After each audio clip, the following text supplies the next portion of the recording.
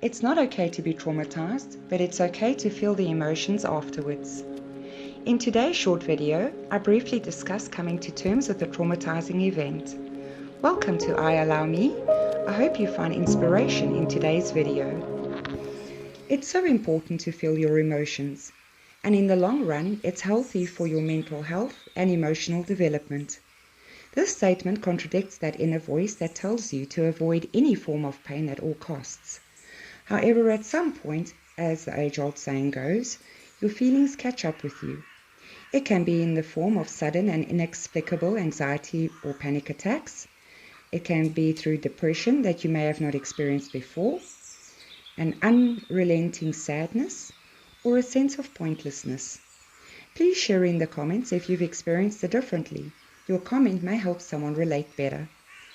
When something traumatic happens to you, you may find yourself, as I did, on the floor crumpled and broken with no relief or reprieve in sight.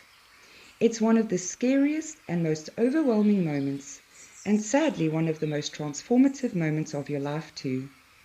It's transformative because from that moment on, you are never the same again.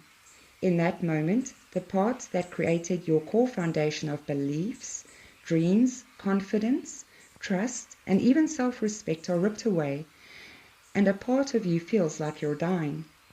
This is a normal reaction, and there is nothing wrong with you.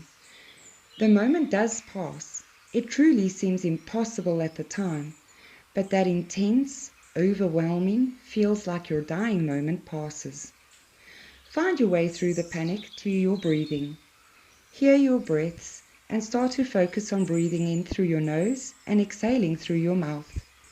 If you're crying too much and you're unable to breathe through your nose, that's okay. As long as you're focused, for the time being, on regulating your breathing from an incoherent, panicked state to a deeper, more rhythmic pattern. Remain focused on your actual breathing and how your body starts to relax slightly as your breathing regulates. Allow yourself to cry and scream and shout if necessary. Cry and mourn the loss of the old you. Cry as you adjust to this cold, unwelcome, harsh reality. And cry for the loss of what was.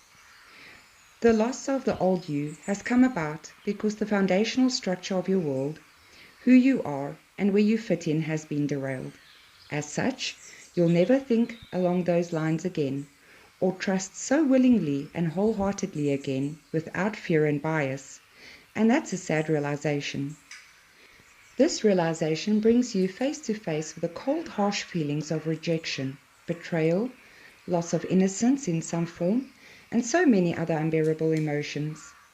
We repeatedly rerun the if-only scenarios and the should-have and could-have scenarios. Unfortunately, no number of playbacks can change the unwanted present moment and all its accompanying feelings. And that brings us to what we may be trying to deny, and that is the loss of what once was. I still struggle sometimes with accepting the loss of what once was.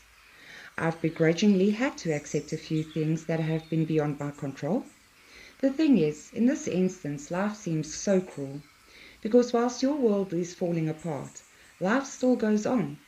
That person will continue on their path, and the events will still be the way they are, regardless of your feelings, hopes, and dreams. Recognizing without denial what happened, accepting that this is the turn of events, and allowing yourself to feel the associated emotions and going through the emotions of getting through those feelings, gives you the power and the ability to take the conscious steps to heal yourself. Because you're not living in a short-lived comforting illusion that things could be different, and thereby prolonging your acceptance of the situation. I realize this sounds harsh, but through several years of denial, it boiled down to this for me.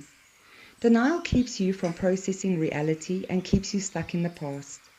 Facing your emotions and reality empowers you to heal and grow. When you're tired of being the victim of circumstance and you find the courage to stand in your personal adversity and triumph as a victor instead, you switch the roles and your confidence discovers new heights you hadn't even dreamed of previously. In my next video, I discuss acceptance in more depth. Thank you for watching my video. Please like and subscribe, and I hope to catch you in the next one.